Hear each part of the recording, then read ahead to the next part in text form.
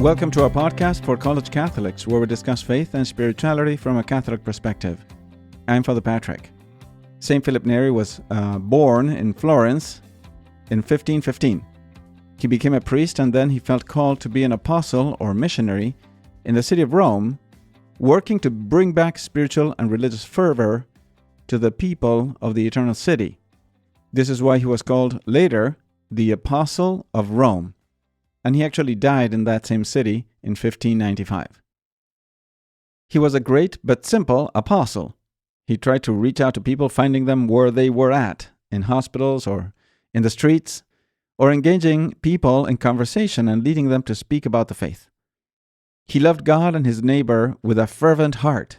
However, his love was taken at one point to a completely different level. One night as he was praying, he had a mystical experience. Something like a globe of light entered into his mouth and went to his chest and stayed in his heart. He was overwhelmed with the love of God. It seemed that from that moment on, his heart was actually enlarged. And indeed, after his death, doctors found that 2 of his ribs had been broken because of the size of his heart. The consolation and fervor that came from this experience of the love of God was so great that he felt always very warm even in winter, to the point that he would wear summer clothes even in the coldest days. The consolations of the love of God were so great that sometimes even his body couldn't take it. On one occasion, he fell to the floor in a church because the love in his heart was so great that he said, "I cannot bear so much, my God. I cannot bear so much, Lord, for see, I am dying of it." So that was the experience of St. Philip Neri. Now, I wish we could all have the same experience of the love of God as St. Philip. However, the reality is that very few people will be granted these extraordinary gifts and consolations. However, we are all called to grow as much as we can in the love of God. And this is what we will talk about today: the supernatural life of grace and the virtues infused by God in the soul. I'm sure you've heard talk many times about baptism and the graces that come from it. I learned it when I was a child in Catechism class, and then later again as I was preparing for confirmation. I knew baptism takes away original sin and every personal sin, that it also gives us the life of grace and opens for us the doors of heaven. However, my experience is that we don't grasp very well the deeper meaning of those graces of baptism. In fact, what happens in baptism is much greater than what we really think.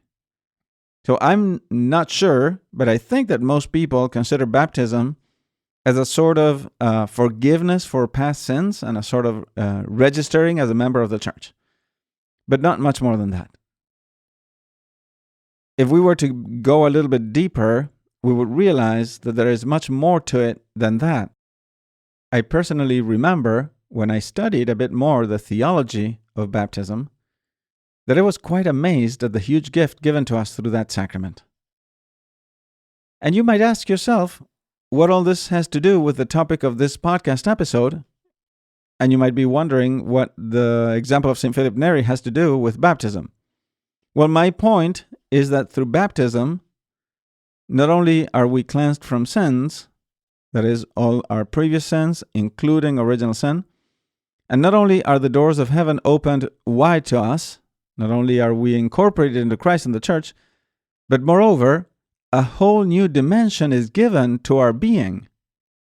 And this, now that I'm going to read, is what the Catechism means when it says, baptism not only purifies from all sins, but also makes the baptized a new creature, an adopted son of God, who has become a partaker of the divine nature, quoting the second letter of Peter, chapter 1, verse 4.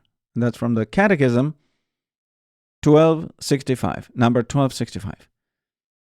Now, what this means, and this is one of those things that are truly amazing about our Catholic faith and a good Catholic theology, is that God gives you a sort of new being, a supernatural being. He gives you a new life that is added on top, so to speak, on top of your human and spiritual and physical being. Just to give you a simple, very visual example, it's a very poor and limited comparison, but imagine that you have a car, let's say the most basic Ford Escape, let's say, or a Honda Civic, very basic, with regular front drive and the smallest engine possible. Suppose you like the exterior design of the car, but you're a bit disappointed with the performance and the driving experience. The engine has no power, you don't like the seats, and so forth. So you make a big investment and you change it for the same model, but with the largest turbo engine possible, with included GPS navigation, maybe self-driving technology, all-wheel drive, an advanced suspension system, powered and leathered seats, and a sunroof. Now you basically have a completely different car, although from the outside it might look almost the same as before. Well, so that's the comparison, right? So when we receive baptism, we also receive a completely new spiritual organism that is added on, given to us by God. We are given a participation in the divine life of God, or as St. Peter says in his second letter, we are made sharers in the divine nature. With that divine nature, we are given a supernatural life that is now rooted in our soul, and it comes together with all the infused moral virtues, the 3 theological virtues of faith, hope, and charity, and the 7 gifts of the Holy Spirit. All this is given to us as in a seed that is now rooted in our being and wants to grow little by little to the point of making us resemble Christ more perfectly. The Catechism, again, says it this way in number 1266. The Most Holy Trinity gives the baptized person sanctifying grace, the grace of justification, enabling to believe in God, to hope in Him, and to love Him through the theological virtues. Second, giving them the power to live and act under the prompting of the Holy Spirit through the gifts of the Holy Spirit. Third, allowing them to grow in goodness through the infused moral virtues. Thus, the whole organism of the Christian supernatural life has its roots in baptism. Up to there, the Catechism. So finally, together with a supernatural being that is given to us through baptism, God Himself starts to dwell in us as in a temple or building. And this, although it's not externally visible, is the greatest treasure we could possibly have. A hidden treasure, but an amazing one. This is why I shared the example of St. Philip Neri, because it gives you the idea of something that is completely given to us as a gift. In the case of St. Philip, it was an extraordinary gift, something not given to the baptized people, something not even given to many saints. However, in the case of the spiritual organism of grace, it is a gift given to everyone who is baptized, and in that sense, it can be considered part of the ordinary plan of salvation, granted by God through the redemption worked by Jesus Christ on the cross.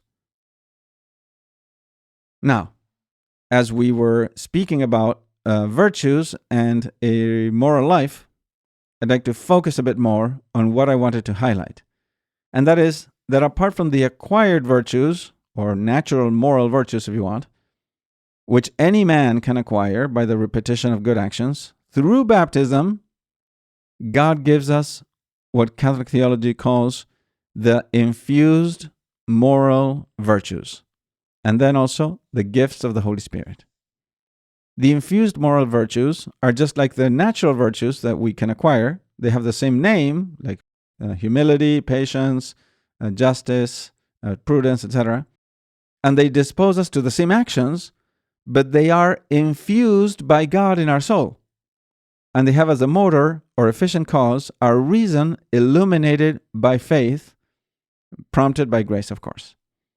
So these infused virtues are, for example, infused justice, infused prudence, infused faith, and infused love, infused humility, infused patience, etc. But they are not acquired by the repetition of actions. They are infused by God at the moment of baptism in the form of a spiritual seed. They are like a principle of operation, or a power to act, if you want. That when moved by our reason, illuminated by faith, and with the grace of God, they can produce good actions that have a supernatural value. They glorify God and are meritorious for heaven. In theological terms, we could define them as the following. They are supernatural operative principles infused in baptism by God, which flow from the grace itself and enable sanctifying grace to produce its proper action. So, they are good habits or virtues that were infused by God directly through baptism. Of course, they still require that we make an effort to do good works, as they require our natural, acquired virtues in order to act more promptly. But they are much greater than natural virtues because they open us up to the action of God, and they allow us to be moved by God's actual graces. We could say that they are somewhat similar to the gifts of the Holy Spirit, which we'll speak about in a later episode, because they are habits infused by God that allow us to catch, so to speak, divine graces and be moved by them. But they're a little bit different from the gifts insofar as the infused virtues still function in a way that still is more human or connected to the way of our rationality and our will than to the way of the action of the Holy Spirit. That is, they still require reasoning, deliberation, and so forth, and almost a little bit of our effort, right? So I know that this might seem a little bit too much to digest in 15, 20 minutes, so I will leave it at that. In the upcoming episode, I will speak about the most important of these infused virtues, which are the theological virtues of faith, hope, and charity, or love. Of all the infused virtues, they are the ones that are more directed toward God. They have God as their proper object, albeit from different points of view, faith, hope, and charity. They have different points of view. And they have the characteristic that they always can continue to grow. There's no limit, right, in how much you can grow. That is, you can always have more faith, or if you want, you can always believe more intensely. You can always have more hope, or be more trusting ever more. And you can always love more fervently. But we will leave the description of these three theological virtues for the next episode. So thanks for sharing your time with me today. I hope you enjoyed this episode. And it was great to reflect on these gifts of baptism and grace of God. I hope you can share this episode with your friends. And if you can, please leave a review on Spotify or on Apple Podcasts. May God bless you, and we will see you next time.